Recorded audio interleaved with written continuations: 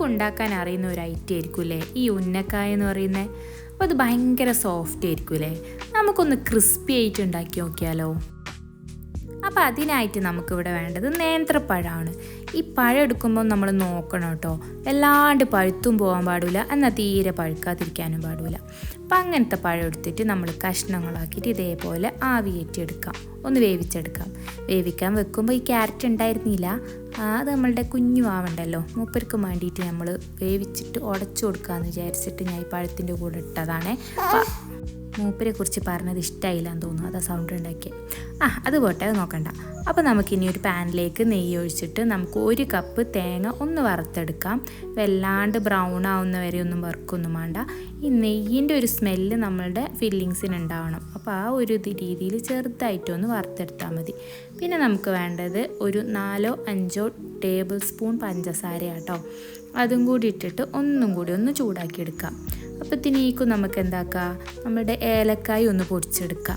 ഏലക്കായ ഒറ്റയ്ക്ക് പൊടിയാത്തതിനെ കൊണ്ട് തന്നെ നമ്മൾ കുറച്ച് പഞ്ചസാരയും കൂടെ അതിലിട്ടിട്ട് ഒന്ന് പൊടിച്ചിട്ട് നമുക്ക് ഇതിലേക്ക് ഇട്ട് കൊടുക്കുക. എന്നിട്ട് ഒന്നും കൂടി ഒന്ന് ഇളക്കി കൊടുത്തിട്ട് നമുക്കിതൊന്ന് ഓഫ് ചെയ്ത് മാറ്റി വെക്കാം. ഇതിലേക്ക് വേണമെങ്കിൽ അണ്ടിപ്പരിപ്പോ ഉണക്കമുന്തിരിയോ നമ്മളെ കയ്യിൽ വേറെ ഏതെങ്കിലും നട്ട്സോ ഒക്കെ ഉണ്ടെങ്കിൽ നമുക്കിത് അതിലേക്ക് ഇട്ട് കൊടുക്കാം കേട്ടോ. എൻ്റെ കയ്യിൽ ആ സംഭവങ്ങളൊന്നും ഇല്ലാത്തതിനെ കൊണ്ട് ഞാൻ ഇട്ട് കൊടുത്തിട്ടില്ല. അപ്പോൾ ഇത് മാത്രമേ ഉള്ളൂ. അപ്പം നമ്മളുടെ ഫില്ലിങ്സ് ഏകദേശം ഒന്ന് റെഡി ആയിട്ടുണ്ട്. ഇനി നമുക്ക് നമ്മളുടെ പഴം ഒന്ന് അരച്ചെടുക്കാം. അതിനായിട്ട് നമ്മൾ വേവിച്ച് വെച്ചിട്ടുള്ള പഴം ഒരു മിക്സി ജാറിലേക്ക് ഇട്ടിട്ട് ഒന്ന് അരച്ചെടുക്കാം. ആദ്യമൊക്കെ നമ്മൾ ഉന്നക്കായ ഉണ്ടാക്കുമ്പോൾ ഉമ്മച്ചി ഇത് അമ്മിയിലിട്ടിട്ടാട്ടോ അരക്കൽ. അപ്പം വേറൊരു ടേസ്റ്റും നല്ലോണം അരഞ്ഞും കിട്ടിയിരുന്നു കേട്ടോ. ഇപ്പോഴും അരഞ്ഞൊക്കെ കിട്ടും, പക്ഷേ ടേസ്റ്റിന് കുറച്ച് വ്യത്യാസം ഉണ്ടാവുമെന്ന് മാത്രം. എന്തായാലും ഇതേപോലെയാണ് എല്ലാം അരച്ചെടുത്തിട്ട് നമ്മളൊരു ബൗളിലേക്ക് ആക്കിയിട്ടുണ്ട്. ഈ ഒരു രീതിയിലായിരിക്കും നമ്മളുടെ പഴം പെർഫെക്റ്റ് ആണെങ്കിൽ കിട്ടുക. നല്ല പഴുക്കാത്ത പഴമാണെങ്കിൽ ഇങ്ങനെയാണ് കേട്ടോ കിട്ടുക, അല്ലെങ്കിൽ വല്ലാണ്ട് കുഴഞ്ഞു പോകും. ഇനി നമുക്കതിൻ്റെ ഉള്ളിലേക്ക് ഫില്ലിങ്സൊക്കെ വെച്ച് കൊടുത്തിട്ട് എന്താക്കാം, ഇതേപോലെ റൗണ്ടാക്കി എടുക്കാം. ഉന്നക്കായൻ്റെ ഒരു ഷേപ്പാക്കി എടുക്കാം.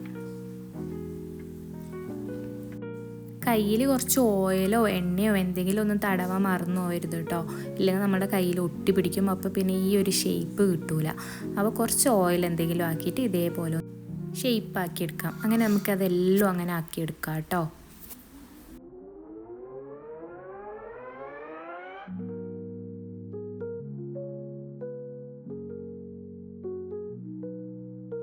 ഇത് ചെയ്തെടുക്കുമ്പോഴത്തേക്കും കുറച്ച് നേരമാവും കേട്ടോ, കാരണം ആ ഒരു ഷേപ്പിൽ കിട്ടും വേണം. ഇതിങ്ങനെ നല്ലോണം കയ്യിൽ ഉരുട്ടി പരത്തി ഫില്ലിങ്സ് വെച്ച് പിന്നെ ഉരുട്ടി കുറച്ച് ടൈം എടുക്കും. അപ്പോൾ നമുക്കിതെല്ലാം ഒന്ന് വേഗം ചെയ്തെടുക്കാം കേട്ടോ.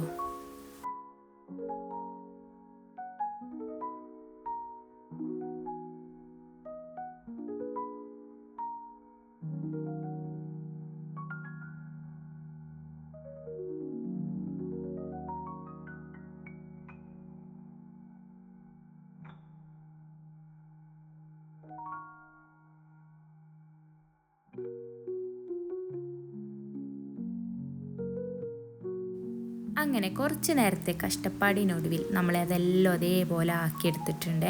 നല്ല രസമല്ലേ കാണാൻ. ഇനി നമുക്കിത് ക്രിസ്പി ആക്കണ്ടേ. ക്രിസ്പി ആക്കാൻ വേണ്ടിയിട്ട് നമുക്ക് എന്താക്കാം, കുറച്ച് റസ്ക് പൊടിച്ചതെടുത്തിട്ട് വരാം. എന്നിട്ട് അതിലേക്ക് എല്ലാം കോട്ട് ചെയ്ത് കൊടുക്കാം. റസ്ക് ഇല്ലെങ്കിലും കുഴപ്പമില്ല കേട്ടോ, ബ്രെഡ് ക്രംസ് ആണെങ്കിലും മതി. റസ്ക് പൊടി ആകുമ്പോൾ ഒന്നും കൂടി നല്ലോണം ഒന്ന് കോട്ടാകും. അപ്പം അതൊക്കെ നമുക്ക് എല്ലാം ഇതേപോലെ ആക്കിയെടുക്കാം കേട്ടോ, കോട്ട് ചെയ്തെടുക്കാം.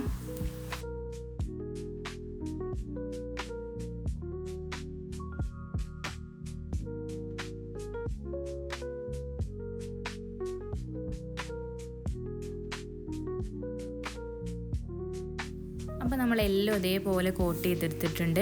ഇനി നമുക്ക് എന്താക്കാം, നല്ല ചൂടായ എണ്ണയിലേക്ക് ഇതിട്ടിട്ട് ഒന്ന് പൊരിച്ചെടുക്കാം. എണ്ണയിലേക്ക് ഇടുമ്പോൾ കുറച്ച് പൊടിയൊക്കെ അതിലാകും കേട്ടോ, നമ്മളുടെ കട്ട്ലേറ്റൊക്കെ ഉണ്ടാക്കുന്ന പോലെ. അപ്പം അതൊന്നും നോക്കണ്ട, പക്ഷെ എന്തായാലും നല്ല ക്രിസ്പി ആയിരിക്കും, നല്ല ടേസ്റ്റിയാണ്. പുറത്ത് ഭയങ്കര ക്രിസ്പിയും അകത്ത് ഭയങ്കര സോഫ്റ്റും, നല്ല ടേസ്റ്റാണ് കേട്ടോ. നമ്മളെപ്പോഴും ഉണ്ടാക്കുന്ന ഉന്നക്കായ എന്ന് പറഞ്ഞാൽ ഭയങ്കര സോഫ്റ്റ് ആയിരിക്കും അല്ലേ.